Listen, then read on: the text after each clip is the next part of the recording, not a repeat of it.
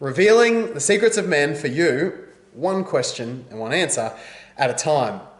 Welcome back to Ask Mark. It's been a little while since I've been on here. I've been doing a lot of videos around with amazing experts, people like Matt Boggs, Elizabeth Overstreet, Alex Cormont, all these amazing people. And it's high time I came down and answered your questions in a simple little video. So that's what we're doing today. You'll notice I haven't shaved since the last Ask Mark. If you think I should shave, I'm going to put a poll up on the screen and you tell me what you think. We keeping, we going. And in other news, what do we got? We got the free Facebook group, so make sure you're in there interacting with the community. I'm really getting around there at the moment, so make sure I'll put the link to that in the description as well. And don't forget your free guide, the 12 texts to make him yours. The link to that will be down too. It's all free for you. And let's do some questions. These are all from Instagram today. So if you want your question considered, and if you want me to keep doing these videos, you got to watch this one. You got to let me know you enjoyed it in the comments. Otherwise, I won't do it if you're not enjoying it. So let me know if you're enjoying it. I'd love to hear, and follow along on Insta as well to get the questions answered there, and make sure you leave them in the comment space below because I'll check both. I've changed the names, and let's get into the questions for privacy reasons. First question is from Carissa. Carissa says, "Hi Mark, as per your YouTube instructions, here's my question. Why something as seemingly as insignificant as dirty talk would lower a woman's value to put off a man, but something like sex on the first date wouldn't?" Carissa, either of these things could. And either of these things might not if done the right way.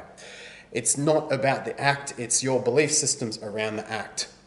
So anytime two people with different belief systems come together, the stronger belief system eats the weaker one. Nom, nom, nom, right? So if you believe there's maybe a little bit of shame and he believes there's a lot, there'll be shame. If you are absolutely proud of your actions, whether it's texting or sex on the first date, whatever it is, if you can really own that and be proud with it, you won't lose a guy's respect for it. Now you might wonder, well, what happens if he has a really strong belief one way and you have a really strong belief the other way? What happens when a really confident woman meets a really judgmental man? They just won't vibe each other, right? Even if they sleep together, those belief systems will repel like opposite magnets. So it's all about you having a belief system that eats the other person's and you being that strong, proud, confident woman that you are deep down. Question 2 is from Rosie. And Rosie says, "Hello Mark, I have an important question." Good, let's do this. My boyfriend had his niece's sweet 16 the other night, and I had my best friend's fiance's birthday party. And he told me if the party finishes early, he will come pick me up, knowing that I don't have a ride home and that I might have to taxi home. But on the night, he said the party went late, and I told him I'd take a taxi home. He said, "Let me know when you're in the taxi, let me know when you're home, and when you get home safe." And now, Mark, everyone is telling me that that was very bad, that he didn't pick me up and that he made me taxi home. He has 2 children, he has a family, and he was at a family function. But all my friends are saying that it does not matter. He should have still picked me up and made me a priority. Please, Mark, today is my son's first birthday. I would love some advice on this because I've been giving my boyfriend the cold shoulder. Rosie, your friend's standards are not your standards. This is very important. I can see that you weren't that bothered. To me, this reads like a pretty reasonable reason. He was at his family's important party. He said, "Call me when you get in the cab, call me when you're home. Taxis are very safe ways of transport." And I can hear your standards here. So this is an important message for everyone, is you have to find the standards you are happy with. Now you can check in as to whether they're reasonable, right? If you want your boyfriend to wear pink shirts every day because that's your standard, you might have to check in what's behind that and ask yourself, is that reasonable? But these are your standards, Rosie. Own them. There's no point giving your boyfriend a cold shoulder. Your friends are pissed off at him, not you. Next question is from Karina. She says, "Hey Mark, thank you for your videos. Could you make one comparing how Australian men court women versus American men?" Karina, I probably could, but I won't. And the reason is you're asking this in relation to a particular guy or guys that you know that you're dating. So keep your eyes on what's in front of you, right? I have clients from France, Germany, Abu Dhabi, the UK, US, everywhere. And I get a lot of questions. How do men date in Mississippi? You've never dated in Mississippi, Mark. Okay, no, I probably haven't dated in Mississippi, but 90% of the time when someone's asking me that question, they're asking me as part of an excuse. Oh, I can't meet a man here because the men in Mississippi aren't forward enough. No! I'm not buying into that. So these generalizations make it easy to hold things in our brains, but they don't actually address what's right in front of you. Which if you're dating one of the 20% of men in Mississippi who are actually forward, then that generalization doesn't apply. So don't generalize, play what's right in front of you, look at the guy in front of you, look at his effort, look at his investment, look at your attraction for him and judge him on his own character. Next up, we have Joanna, and Joanna says, "Hi, Matt." I'm assuming you were looking for Matt Boggs or Matt Hussey, but you know what? I'll answer it anyway, because that's the kind of guy I am. I'm from the Philippines. I have been watching your videos and it talks sense to me. Good. I've been seeing this guy for a year. We've had the initial talk, but still no commitment. Sly emoji, which makes no sense in this context. We were hot buddies till we had an argument. He said he likes me, and that's why, if I didn't notice, he no longer asked for sex. But he wants to know me more. Okay. It's been more than 6 months now since we had the talk. My question is, how long is too long to have the talk again? Is it worth, or was that just an alibi? The waiting part is so bothersome because I'm tired of waiting for him to make the move. I even tried to initiate sex, but he acts like he doesn't notice it. I'm drained from all of this. I think you know the answer already here, Joanna. We still go out and do stuff together like dinners, going to the gym. Hope you can give me advice on the matter. Joanna, you have a friend here. He's not making moves. Okay, you can absolutely, 6 months is too long, have the conversation again, but just get clear in your head that if you are making a move and it's not reciprocated, the guy's not interested. Focus your romantic attention on other men and see if you think you can still keep this person as a friend. Next up, we have a gentleman in the house. Look at this, we got bold 𝐓𝐇𝐈𝐒 has messaged, and he says, how do I move from text to calling her and then finally asking her out personally? Hi, sorry, just thought of asking you my question. I don't believe in waiting. Thought I might get help over here. Real simple, man. Ask her when she's free to chat. Give her a call. And if the call goes well, ask her to meet up. You got this, buddy. Next up, we have 𝐂𝐕.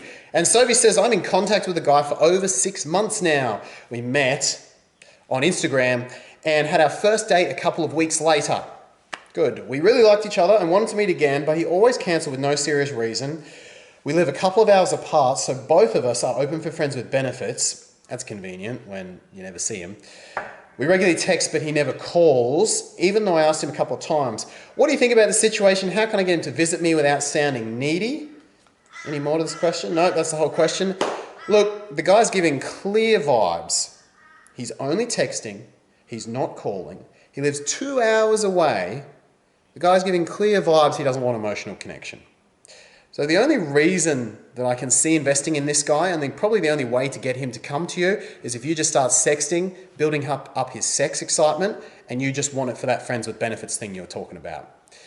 But this guy's 2 hours away, not wanting to connect, not wanting to communicate, and if you're wanting more than friends with benefits, remember that you deserve a man that wants to do all those things. So I would just ramp up the sexting if you really want this guy to come to you. Next one is from Natalie. Natalie is her name. Hi Mark, I saw your post asking for videos. Could you do a video or suggest a kind and considerate way to let a guy down if you want to stay friends with him, basically? I know you've had a similar video on this, but this is for someone I know really well. Sometimes they want to remain friends, but I don't want to mislead them nor indulge their patterns of hope that may come forward.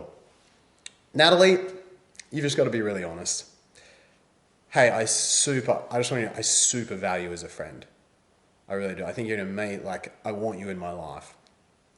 And at the same time, I also have to let you know that the romantic side's not a thing for me. It's not there. I value your friendship enough to be super real and super honest with you. And I just want to be friends. That's where I sit with things.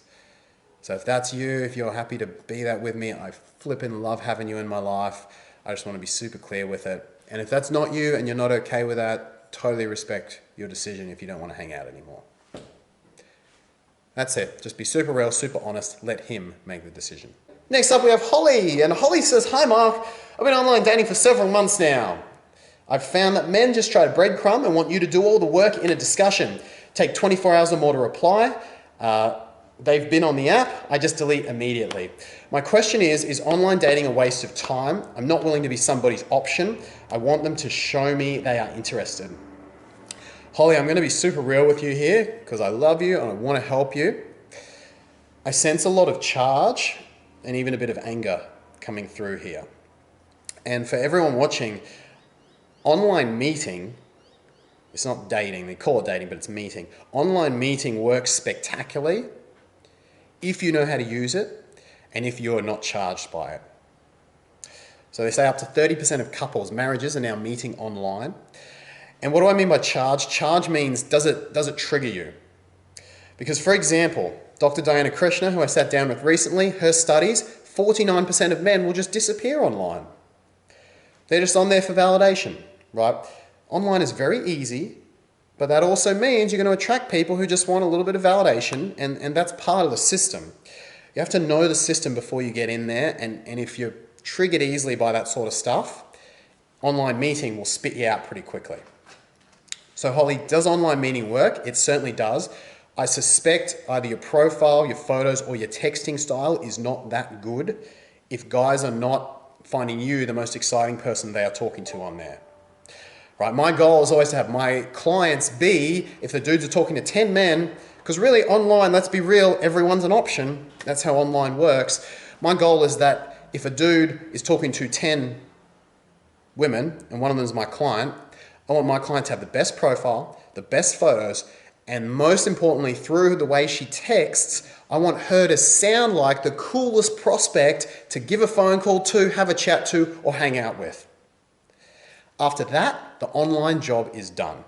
That's all online is just getting the photos, the profile, and the texting right so that you sound like the most interesting woman he's met on that day. That motivates him to go to the next level, at least a subset of guys to go to the next level. You funnel everyone else out, and that's how online meeting works when done well. Good luck, Holly. You got this. Next question is from Monica, and Monica says, "Okay, if a guy kiss you on the lips and touch your boobs, what does it mean if he is already married? Is it love or time pass flirt?" It means he's horny and he has no integrity. Next question is from Hannah something. "Hey Mark, I met a guy in the beginning of this year and things were going very great with us, but after a while he got so many personal issues that he got depressed and now he isn't even talking to me properly or asking me out, says he just wants to be alone by himself. I really want things between us back, and more than that, I want him to trust me and share his feelings and problems so that we can get to a different level in our relationship. He isn't opening up because of his past experiences, and he says that he is simply afraid that I'll leave him eventually, and I want to be with him at this stage and make him believe that no matter what happens, I'm with him." Hannah, you're not a foster home for emotionally closed off men, right? What you can do here is you can set a beautiful environment and as safe environment as you can possibly do to reward his sharing emotions when he does do a little share, be like super accepting of it, non-judgmental, very relaxed about it. So let's say he starts to open up about his relationship with his dad, just like, "Hey, thank you for telling me. Thank you, I really appreciate you sharing." Creating that safety. But what Hannah's described here, by the way, where it says he's afraid of opening up because he might get rejected, this is actually most men. It's just very obvious in this situation. As a man gets closer and closer, his vulnerability rises, right? You could dump him, you could break his heart, and it's the same for women too, right? So you have to remember that you cannot control what other people do. You will ultimately never have any control over that, with that. All you can do is create a safe space yourself, and then you can see if that person comes to you, right? Imagine the neighborhood dog that's been maybe it's had a really bad puppyhood, and it comes up to your door. What do? You don't chase it around or lock it in the house, right? You try to like make it comfortable, give it pats, but if it never even approaches your front yard, if it just stands out on the street and every time you even try to talk to it a little bit, it runs off, you can't deal with that, right? You can't, it's not your thing, like the dog's too scared. So create the safest environment you can, and then if he's not investing in you, you've got to make a tough decision about what sort of man you want to bring into your life in terms of their investment. Next question is from Haley. Haley says, "Hi Mark, I wonder if you can help me with my situation." Let's find out, Haley. "My husband told me a few months ago while I was pregnant that his feelings for me had faded over the years. We had fights before that triggered him to tell me the truth. He said he doesn't feel like he wants to fix our relationship and he wants to wait until I give birth when we will talk again since he hasn't decided whether to stay or suck it up." That's the wording he used. "I cried for days. I gave birth last month and he hasn't talked to me yet until now. He's acting normal with a bit of resistance, but it used to be worse right after we had the last talk.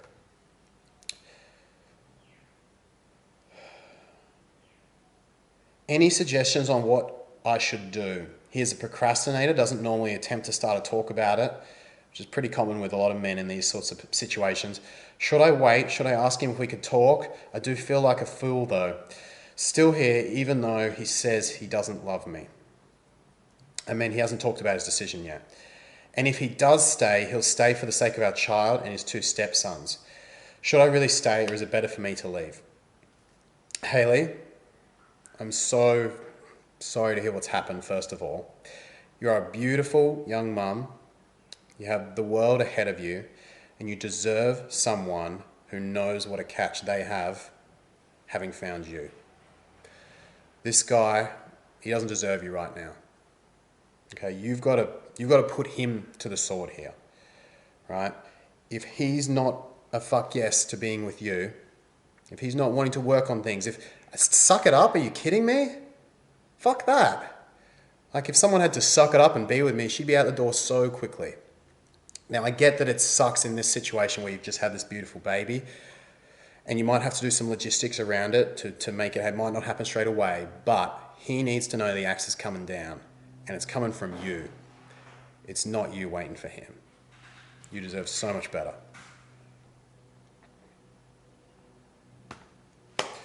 Next question is from Ashley. Ish. She said, "I just watched one of your YouTube videos and had a question. My boyfriend texted me yesterday and he said he was talking about how he needed space and that we were drifting apart. To be honest, I kind of felt the same. So I asked him if he wanted to break up and he said break up. An hour later, oh look, he's realized the consequences of his actions. He says, no, actually, let's just take a break. Does that mean he wants someone else? It means he doesn't want the pain of the breakup. This is classic man behavior, right? We don't want to lose the connection. So we say, oh, let's just do a break and then we can wean ourselves off you. Don't let him do it. Space or breakup, not in between. You are allowed to say no to that middle ground. Hey, let me know in the comments if you're enjoying the questions so far. Should I keep doing these videos? What's your question? Don't forget to follow along on Insta, as that's where the majority of them are coming from. Next one, Mark, I need your help. I was out with friends and there was this really handsome guy. A friend of mine asked some people if they know him. Finally, there was a girl that knew him that gave me his Instagram. This was about 2 weeks ago, and since then we are texting. Our conversations keeps getting on, but he doesn't reach out to me for a couple of days. So I'm sending him messages. How's your day? How's he doing right now? We're having a little conversation and there's nothing more. I want to go on a date with him, but I don't want to ask him because reaching out to him the last couple of days, and I want him to make a move too. Fair enough. So I wanted to ask you if you could give me advice on how I can bring back the life into our conversation to ask him out on a date. I would have loved to respond. Love a response from you. Hope you're having a nice day. Having a tremendous day. Thank you, Xenia. You're wonderful. Okay. The mistake you made here, honestly, was you were at a party together. You were in the same place and you had a chance to show him your energy and show him your vibe and show him what you're about with the experience of energetically getting to know you. And you didn't take it. And now you've taken 2 steps back and you're in an online dating, boring text scenario. So it's not not the best first impression, but all you can do now is work to get that messaging up to a voice level, up to a phone call level. You're kind of starting from scratch meeting online, which is a shame because I'm sure if he got to know you, he would be a lot more open and attractive straight off the bat. Attraction, remember, comes from seeing the person, hearing their voice, feeling their vibe. So what I recommend is take a little space and then upbeat messages, something really cool, share something that's happened to you. Be a good texter, basically. And once you're getting just a couple of warm responses from him, switch to voice messages. He's hearing your voice. He's getting a little bit of experience, attraction for you. And then from there, you can hopefully upgrade to a phone call and turn it into a real scenario. But a lesson for everyone here. If someone is there in person, grab your proverbial balls and meet them in person. Even if it's hard, it's way worth it. It builds your confidence, it builds a better connection. And even if you get rejected, it builds your resilience. So do it in person whenever you have the opportunity. All right, this is fun. I'm having fun. We got one more question actually from Natalie, who says, could you do a simple video about why some people choose what may be deemed as someone less than you? Oh, had a client with this yesterday. I understand one shouldn't compare themselves to others in this regard, but also see how it's easy to question if someone chooses another that doesn't seem as up to par or on almost levels, looks, status, intellect as you. Of course, there are multiple reasons and we never really know what someone finds attractive in a person. It is possible you weren't the right match and the other person was. I suppose sometimes it could also be due to insecurity or lack of self-esteem. They prefer someone less so they can feel more better about themselves, more better. And if they held you in high esteem and felt intimidated. You've pretty much answered your own question here, Natalie, but you have raised a really important topic. I literally had this yesterday, day before. Client in tears, missing a guy she was hooked on. We got chatting about this guy. What happened? He was a pathological liar. He'd been lying for 3 months, seeing another woman. And I don't mean like seeing another woman like every now and then. I mean dating another woman proper. In fact, if you're on the email list, jump on. If you haven't downloaded the text guide, the email story about this is on there. But essentially what's happened is my client, or my new client, said, you know what, this is enough, I'm done. And the other woman in the situation forgave. Now, without diving too deep, we broke down what was going on with this other woman. She had a terribly emotionally unavailable past. She had a deeply dramatic and infatuation-style pattern of obsession in her relationships. She was willing to accept behavior that my client wasn't, and she gets the guy. And my client's in tears. And this is a very powerful example. This man was a pathological liar. Like lying every day, multiple times, planning out lies. And he's now on a holiday with this other woman while he's rejected my client. Do you see what a fucking win that is? You are always going to have people that, for many of these reasons you've mentioned, Natalie, and several others, will reject you, even though you are out of their league. I'm going to be doing a lot more content on this, so that's all I'll say for now. Very important to get this though. Rejection is not linear. Okay, it can be attachment styles, it can be insecurities, it can be putting the person on a pedestal, it can be a million and one things. Could be something to do with you, often has nothing to do with you. Next one, I think we got one or two more. We got Ellie in the house. Ellie says, hi, my name is not Ellie. How do I get my man to work harder for the goal we've set together? It's a big business and lifestyle goal that would bind our lives together. And I feel like I'm doing it all and he's just doing the most important part, thinking about it on the couch. I'm not a yelling type, okay? And I don't want to complain, but I'm afraid that more I do, he'll just get even more passive. So how do I keep encouraging him and staying positive when I'm actually getting frustrated and exhausted? Oh, we got an overfunctioner in the house. Ellie, you got to lean back, right? I can tell just by reading this, you're an overfunctioner with your stress pattern. He's an underfunctioner. The more you do, the less he will do. Women like you in relationships, sometimes you just got to sit back and watch the world burn. Overfunctioners handle stress by doing more. It can be very effective in a professional environment. In relationships, unfortunately, it communicates that you don't trust the person and it helps underfunctioners be even more lazy, right? He has to find his own motivation. He can be inspired by your motivation, by you doing your thing, But if he is not a part of it, the worst thing you can do, not just for the project, but for the attraction between the two of you, is do it all for him. Right? Let him find his own inspiration and let him sit in the pain of things potentially burning down when he doesn't act, and then he might learn to be a man and step up. And the last question, before we go into a very exciting commercial break, is from Victoria.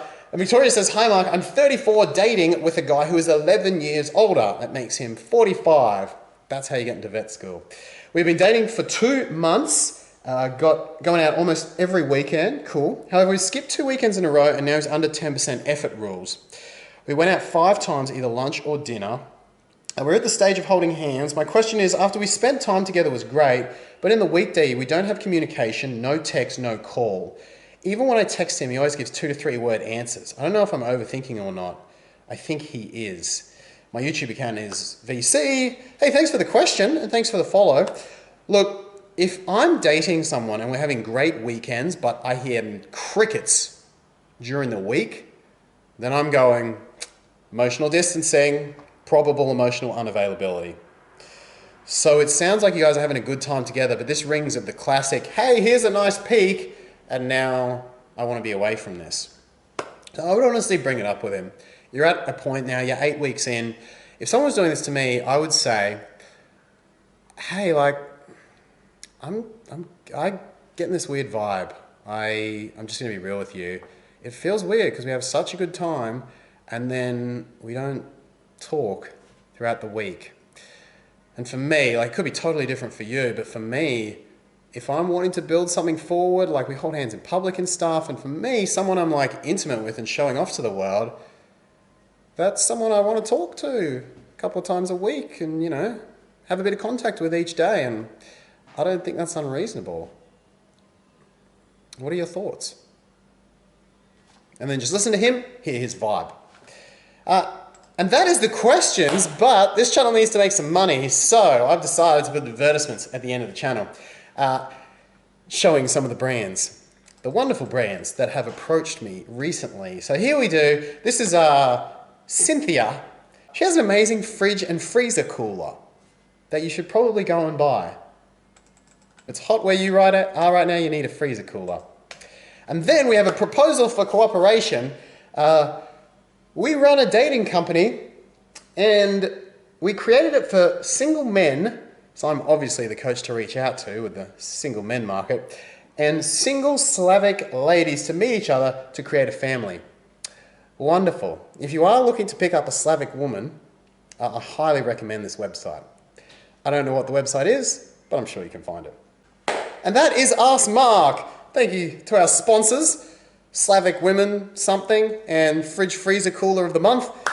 I am going to do more of these if you like them. Only if you like them. Did you like today's video? Let me know your thoughts, comments, questions. If I do another one, I'll take the questions from both the comment sections here and Instagram, so make sure you post them on both. I would love to know your feedback. I noticed the Ask Marks didn't get as many views as some of my other videos that you seem to really enjoy.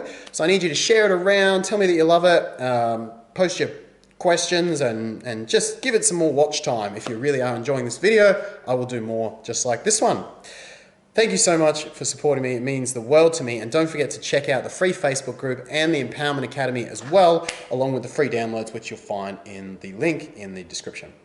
You are amazing. I'm so, so grateful for you. Should I shave? Till next time. You always make me laugh so hard.